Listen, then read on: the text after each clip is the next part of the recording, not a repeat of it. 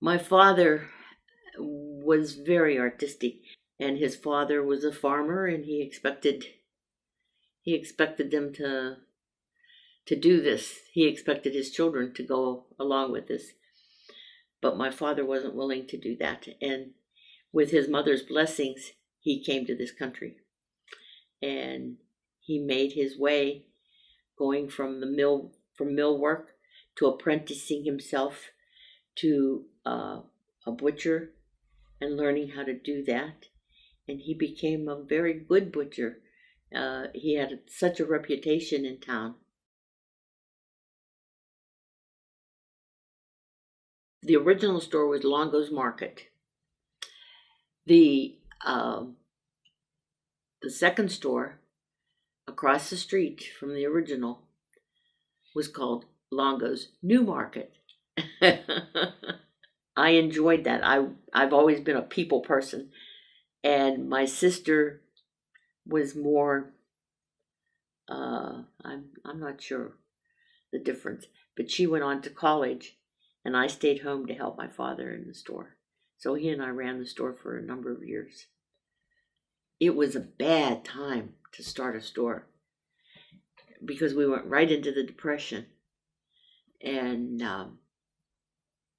it was it was difficult.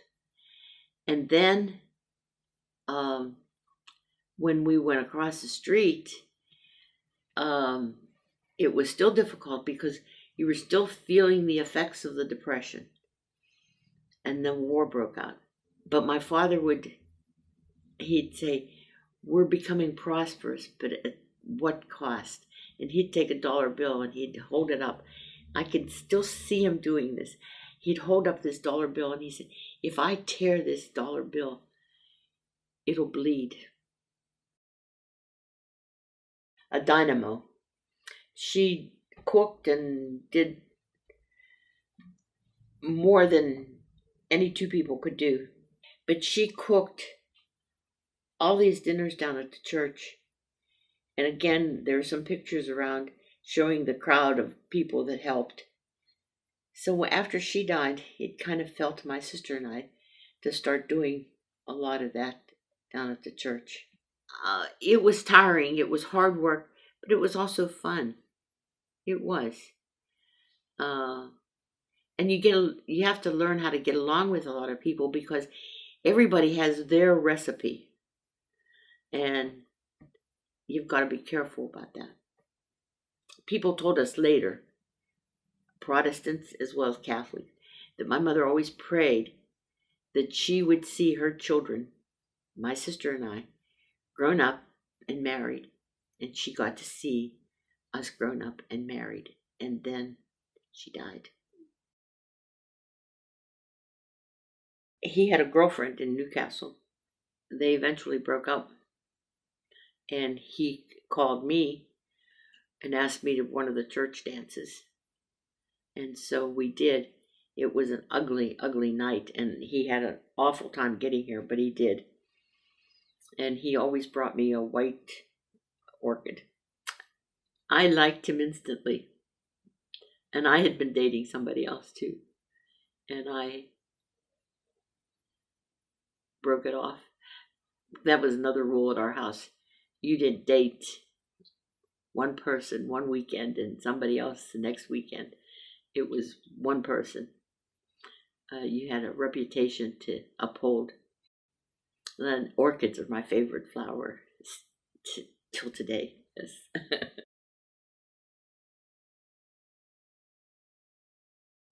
He was one of the last classes, I guess, that started school not in September but in January.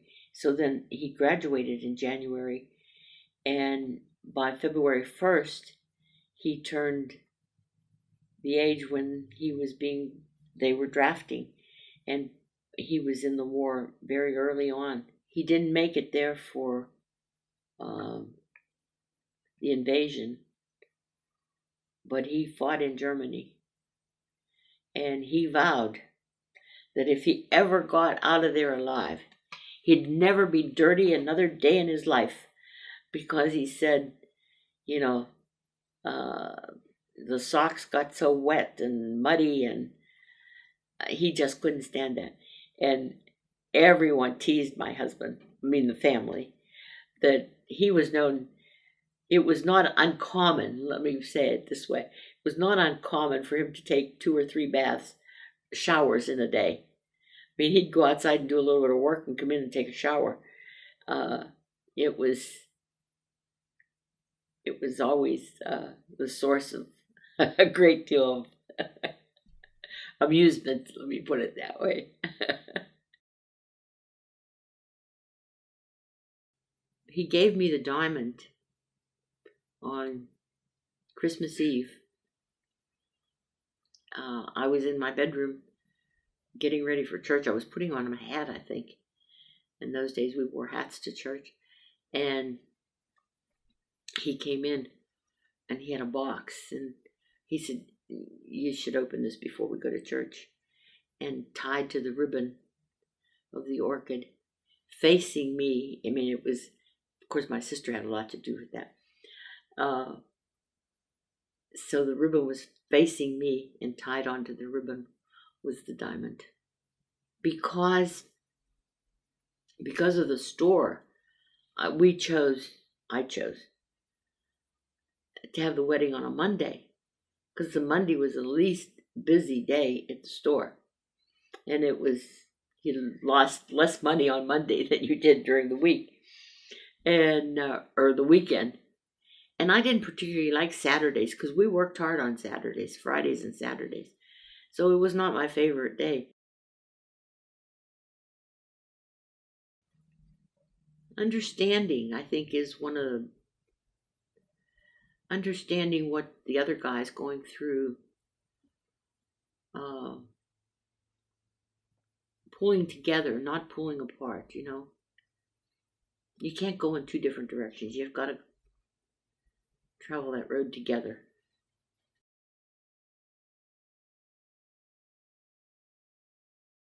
How do you miss your best friend? How do you miss uh, Saturday night? Our TV, I don't think ever went on. We didn't think there was anything good on. And he'd be reading something and he'd say, "Oh, listen to this." Or I'd be reading something and I'd say, "Oh, are you at a good stopping point?" You know, we would do that. I miss him at breakfast because we always had, you know, an accumulation of what went on during the night, you know, uh, in our heads. And we had, I miss that. I really do. That's why I tell my daughter all the time that I'm always talking to somebody. Uh, they're not alive. And I don't see ghosts, and I don't. So, and I've always been a believer that if you treat somebody the way they should be treated when they're alive, then you don't have disappointments and regrets when they're gone.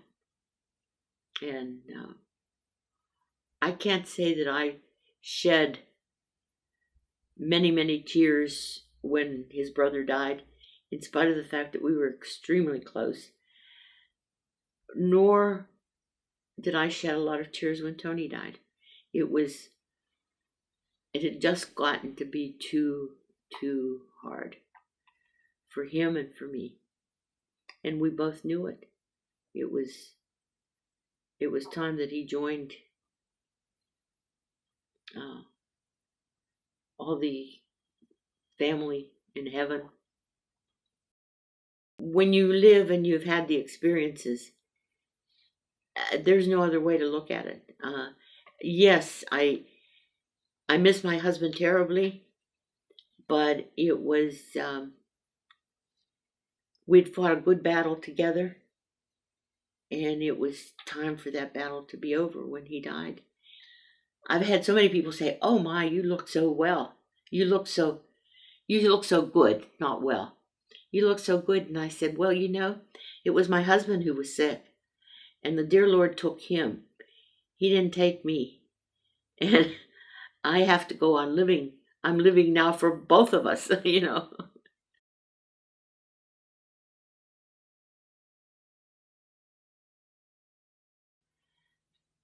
I think I'm happy, period. That's how I've always lived my life, and I think I've always been reasonably happy. I can't remember a time when of course, when my mother died,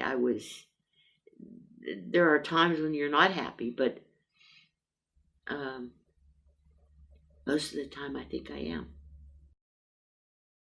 I'm on the right side of the grass. I've, I've lived longer than my mother, my father, and my sister. So what can be so bad?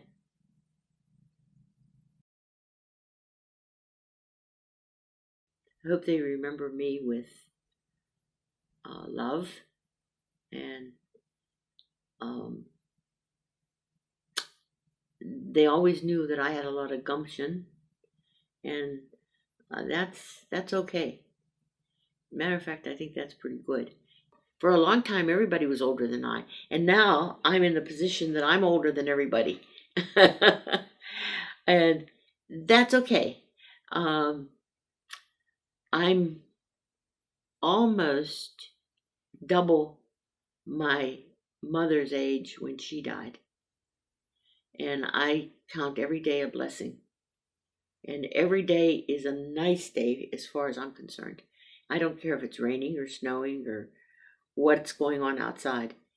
Uh, in my house, everything is sunny and nice. It really is.